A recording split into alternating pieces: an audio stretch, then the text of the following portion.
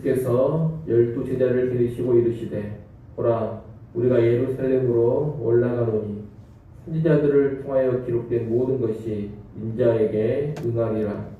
인자가 이방인들에게 넘겨져 희롱을 당하고 능욕을 당하고 침뱉음을 당하겠으며 그들은 채찍질하고 그를 죽일 것이나 그는 3일 만에 살아나리라 하시되 제자들이 이것을 하나도 깨닫지 못하였으니 그 말씀이 감추었으므로 그들이 그 이르신 바를 알지 못하였더라. 여리고에 가까이 가셨을 때 한 맹인이 길가에 앉아 구걸하다가 무리가 지나감을 듣고 이 무슨 일이냐고 물은데 그들이 나사렛 예수께서 지나가신다 하니 맹인이 외쳐 이르되 다윗의 자손 예수여 나를 불쌍히 여기소서 하거늘 앞서가는 자들이 그를 꾸짖어 잠잠하라 하되 그가 더욱 크게 소리질러 다윗의 자손이여 나를 불쌍히 여기소서 하는지라. 예수께서 머물러 서서 명하여 데려오라 하셨더니 그가 가까이 오매 물어 이르시되 내게 무엇을 하여 주기를 원하느냐 이르되 주여 보기를 원하나이다. 예수께서 그에게 이르시되 보라 내 믿음이 너를 구원하였느니라 하시매 같이 봅니다. 곧 보게 되어 하나님께 영광을 돌리며 예수를 따르니 백성이 다 이를 보고 하나님을 찬양하니라. 아멘. 오늘 본문은 예수님께서 고난 받으실 것을 예고하신 일과 맹인을 치유하신 일을 기록하고 있습니다. 예수님은 지금 12제자와 함께 예루살렘을 향해 가고 계시는데 자신의 고난과 죽음을 말씀하십니다. 31절에 보면 예수님은 우리가 예루살렘으로 올라가보니 선지자들을 통하여 기록된 모든 것이 인자에게 응하리라고 하십니다. 선지자들을 통하여 기록된 모든 것이란 구약 성경을 의미합니다. 예수님은 구약에 예언된 모든 것이 자신에게 성취되어야 한다 이 말씀을 하시는 겁니다. 성취되어야 할 구체적인 내용은 예수님이 고난을 당하고 죽임 당하지만 3일 만에 살아난다는 것입니다. 이렇게 예수님의 예루살렘 여정은 십자가의 길입니다.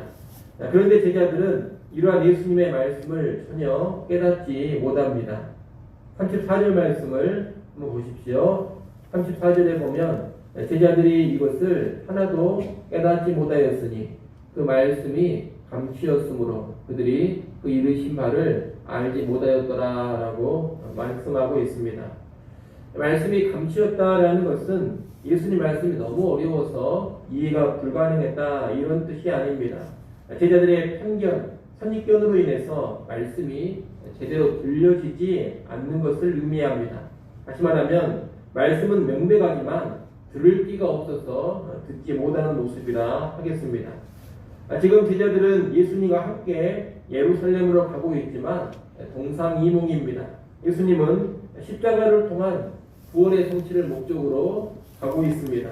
그러나 제자들은 메시아이신 예수님이 예루살렘으로 올라가면 즉각 영광의 나라를 세워서 온 땅 위에 군림할 것을 기대하고 있습니다.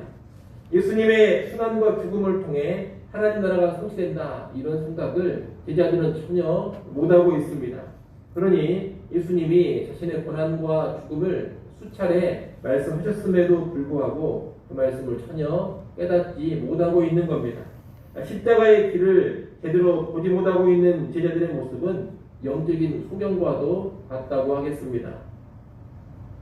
예수님의 순환에 관한 말씀을 전혀 이해하지 못하는 제자들의 모습에 이어지는 사건은 맹인 치유 사건입니다.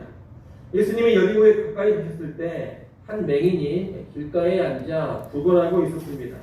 그는 무리가 지나가는 소리를 듣고 무슨 일이 있는지를 주변에 묻습니다.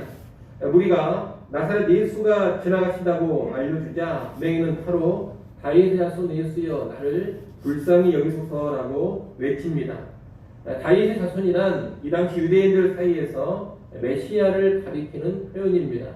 그러니 이 맹인이 예수님을 향해 다윗의 자손이라고 부르고 있는 것은 그가 예수님을 메시아로 인정하고 있음을 알려줍니다. 그런 예수님을 메시아로 믿고 있는 겁니다. 구약의 예언에 따르면 메시아는 오셔서 가난한 자에게 복음을 전하고 눈먼 자의 눈을 뜨게 해준다고 했습니다. 그렇게 봤을 때 가난한 거지요 맹인인 이 사람은 메시아의 긍휼을 받아야 할 대상입니다. 이 맹인은 예수님을 메시아로 부르면서 그 긍휼을 자기에게 베풀어 달라고 외치고 있는 것입니다. 그는 비록 육적인 눈은 멀었지만 예수님이 어떤 분이신지를 명확하게 인식하고 있습니다. 그런데 맹인이 이렇게 크게 소리치자 앞서가던 사람들이 그를 꾸짖어 잠잠하라고 합니다. 이들은 이 소리치는 맹인이 예수님께서 가시는 길을 방해한다고 여겼던 것 같습니다. 앞서 누가복음 18장 15절에서 제자들은 어린아이들이 예수님께 오는 것을 꾸짖었습니다. 그와 동일하게 지금 예수님을 모시고 앞서가고 있는 사람들은 이 맹인을 꾸짖고 있습니다.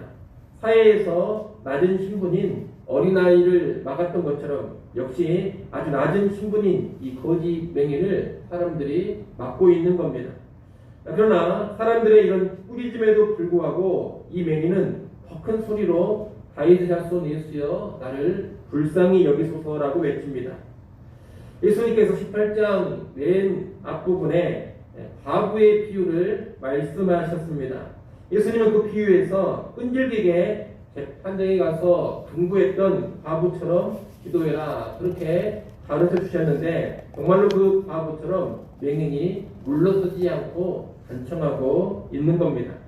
이 물러서지 않고 긍휼을 구하는 태도가 맹인이 가지고 있는 믿음이다 이렇게 말할 수가 있겠습니다.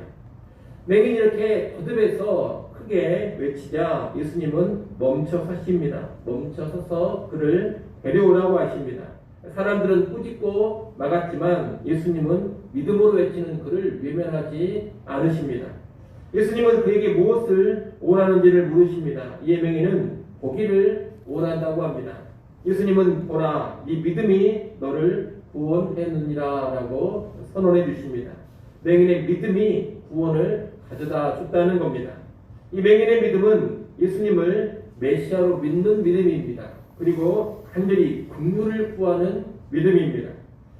기억하실지 모르겠습니다만 앞서 부자 관리 이야기가 18장에 또 나왔습니다. 이 부자 관리 돈도 많고 권력도 있는 사람입니다. 계명도 나름 잘 지켰던 사람입니다. 그런데 그 사람은 구원받지를 못했습니다. 그때 제자들은 당황하면서 대체 누가 구원을 받을 수 있습니까? 이렇게 질문을 했습니다. 그에 대한 답을 오늘 본문에서 간접적으로 찾아볼 수가 있습니다. 이 맹인 거지처럼 예수님을 메시아로 믿고 예수님의 긍휼을 간절히 구하는 사람, 그 사람이 구원을 받는 겁니다. 내가 이 정도 되는 사람이다 하면서 자신을 과시하고 자기의 위를 의지하고 자랑하는 그런 사람이 구원받는 것이 아닙니다.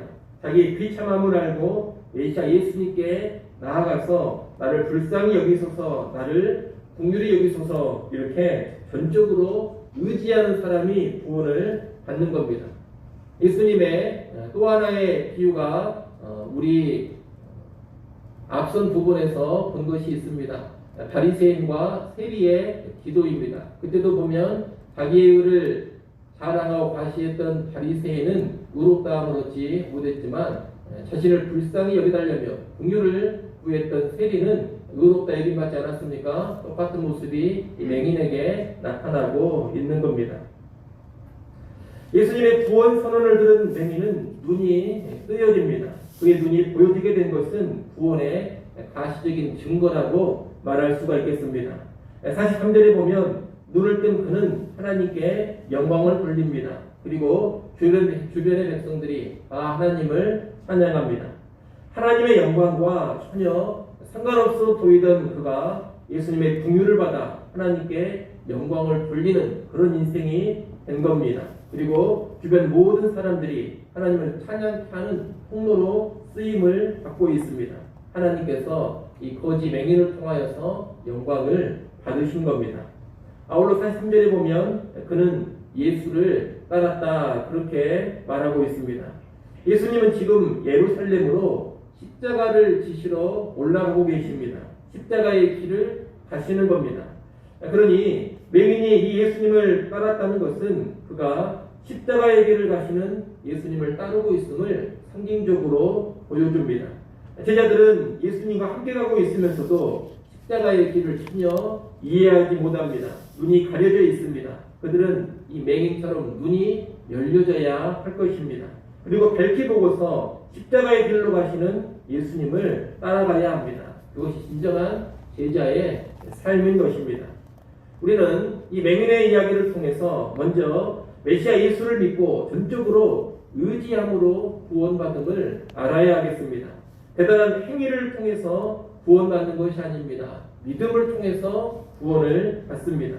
그러니 자신의 행위, 자기 의로움을 내세울 것이 아니라 언제나 믿음으로 예수 앞에 서야 되고 예수 그리스도의 공유를 의지하는 우리가 되어야겠습니다.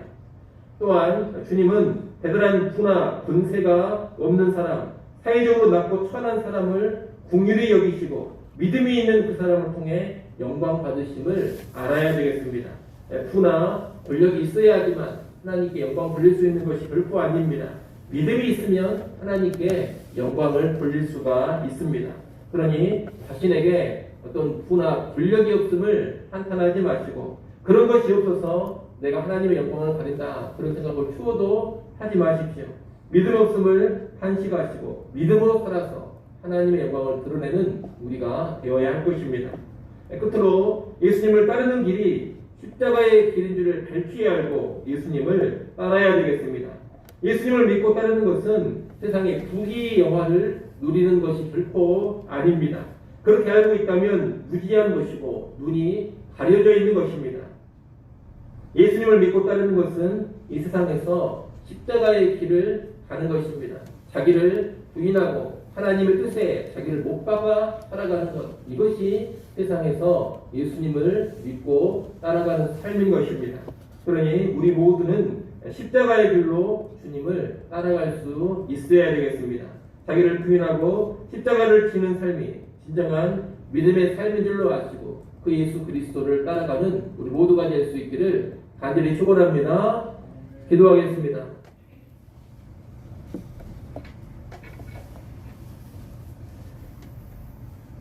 하나님 아버지, 십자가의 길을 가시는 예수님을 전혀 이해하지 못하는 제자들의 모습, 또 믿음으로 눈을 뜨고 구원받은 맹인의 모습을 우리가 보았습니다. 메시아이신 예수 그리스도를 믿고 긍휼을 구하며 전적으로 의지하는 사람이 구원받음을 알게 하셔서 오늘 우리도 특별한 행위를 통해 구원받으려 하지 말게 하시고 예수 그리스도를 전적으로 믿고 의지하는 그 믿음으로 구원받는 길을 추구하게 하여 주시옵소서. 또한 우리가 부나 권력이 없다 하더라도 이 맹인처럼 믿음이 있으면 하나님께 영광을 돌릴 수 있고 주변의 사람들이 하나님을 찬양케 하는 통로가 될 수 있게 된다는 것을 잘 기억하여서 우리도 오직 믿음 가지고 살게 하시고 그 믿음을 통해 하나님께 영광 돌리게 하여 주옵소서. 무엇보다 예수님을 따르는 길이 십자가 지는 삶인 것을 꼭 기억하게 하셔서 오늘 하루 살아갈 때에도 나를 부인하고 나의 십자가를 지고 주님 따르는 삶 살게 하여 주옵소서. 이 시간 하나님께 와서 기도합니다. 우리 기도 소리를 들으시고 은혜와 긍휼을 베풀어 주시옵소서. 이 시간 하나님 앞에 엎드려 간구할 때 계속해서 나를 불쌍히 여기소서라는 그러한 간구를 올릴 줄 알게 하시고 우리의 간구하는 소리에 주의 도우심을 크게 경험케 하여 주시옵소서. 오늘 하루 살아갈 때에도 늘 주님과 동행하게 하시고 하나님을 더 깊이 알아가게 하시며 하나님의 기쁨 되는 삶으로만 나아가게 하여 주옵소서. 예수님의 이름으로 기도드리옵나이다. 아멘.